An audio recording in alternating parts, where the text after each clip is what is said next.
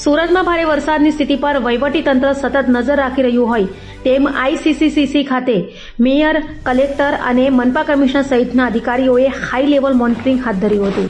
સુરતમાં ચાલુ વરસાદી પરિસ્થિતિને ધ્યાનમાં રાખીને જિલ્લા વહીવટીતંત્ર સંપૂર્ણ એલર્ટ મોડમાં છે.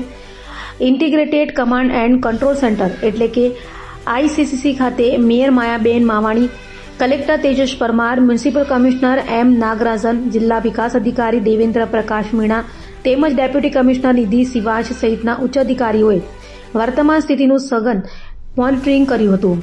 શહેરના વિવિધ વિસ્તારોમાં વરસાદની અસર, પાણી ભરાવ, રાહત અને બચાવ કામગીરી તેમજ તંત્રની કામગીરીની સતત સમીક્ષા કરવામાં આવી રહી છે. નાગરિકોને સમયસર મદદ મળી રહે તે માટે તમામ વિભાગોને સતત સતર્ક રહેવા સૂચના આપવામાં આવી છે. આજે 23/7/24 આજ લગભગ 11 વાગે સુરતની શહેરની જે પરિસ્થિતિ છે એ કાબૂમાં છે.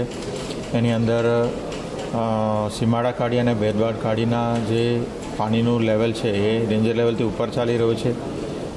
34 જેટલા જગ્યાઓમાં લો લાઇન વિસ્તારમાં પાણીનું ભરાવ થયેલું છે, જેનું નિકાલનું કામગીરી યુદ્ધના ધોરણે ચાલી રહેલ છે.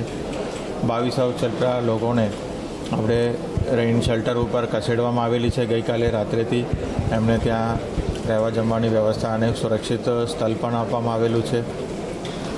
અત્યારે હાઈ ટાઈડનું પરિસ્થિતિ ચાલી રહ્યું છે એટલે લોકોને ખાસ વિનંતી કરવામાં આવે છે કે ઘરથી બહાર નીકળવાનું આજે ટાલે. જીએડીસી, ઉદ્યોગ એસોસિએશન અને જે માર્કેટ એસોસિએશન છે તમામે આજે રજા જાહેર કરી છે. એ સાથે સાથે લગભગ 26 જેટલા જે બસ રૂટ છે, સિટી લિંક બીઆરટીએસ છે, એ પણ બંધ કરવામાં આવેલી છે.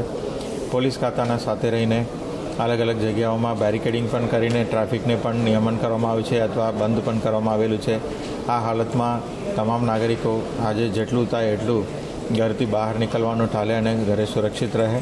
હાઈ ટાઈડનું જે સંજોગ છે એના લીધે પાણીનું નિકાલમાં વિલંબ થવાની શક્યતાઓ છે. તો આજે બપોર સુધી પણ આ જે આગાહી છે એ ચાલુ રહેશે અને 3 કલાક સુધી પણ વધારાનું એક એલર્ટ પણ આપવામાં આવેલી છે હવામાન વિભાગ દ્વારા.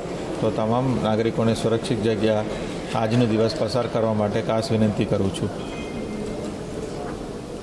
नमस्कार. सूरत में आज 23 जुलाई 11:30 की स्थिति पे बरसात की जो स्थिति है उसके बारे में मैं थोड़ी माहिती देना चाहूँगा. सूरत में कल रात से ही लगातार बारिश हो रही है.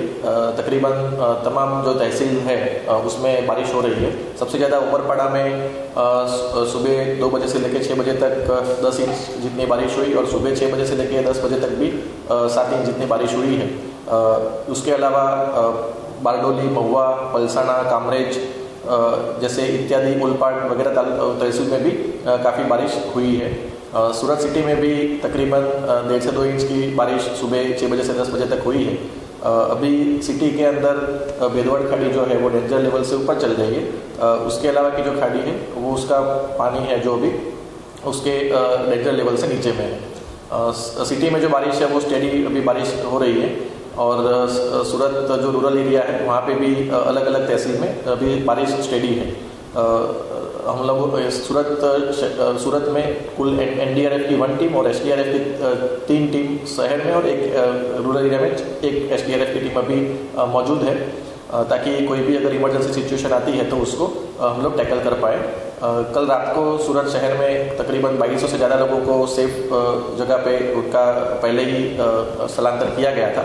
सिमिलरली सूरत के विलेज एरिया में भी ओलपाड़ में 130 से ज़्यादा लोग, अंबिका में 50 से ज़्यादा लोग और चिखली गांव में, कामरेज में भी तकरीबन 30 लोग से ज़्यादा लोगों का स्थलांतर सेफ जगह पे किया गया था. अभी मांडवी का जो लाखी डैम है जिसकी हाइट 74.1 मीटर है वो ओवरफ्लो है.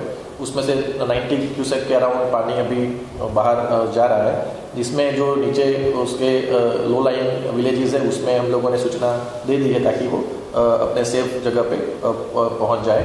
उसमें हमारी टीम भी मदद कर रही है. सिमिलरली मांडवी में केवरी नाली सिंचाई योजना है जिसकी हाइट 74 मीटर है वो भी अभी ओवरफ्लो है. उसके भी जो लो लाइन एरियाज है उसमें सूचनाएँ प्रसारित कर दी गई है. अभी ओवरऑल जो कंडीशन है वो स्टेडी है लेकिन फिर भी हमारी टीम पूरी नज़र बनाए रखे. किसी को भी अगर कोई डिस्ट्रिक्ट लेवल पे कोई कंट्रोल रूम का अगर कोई इश्यू हो तो हम फ़ोन नंबर 2612663200 पे संपर्क कर सकते हैं। ये सूरत डिस्ट्रिक्ट का डिज़ास्टर कंट्रोल रूम का नंबर है। Thank you.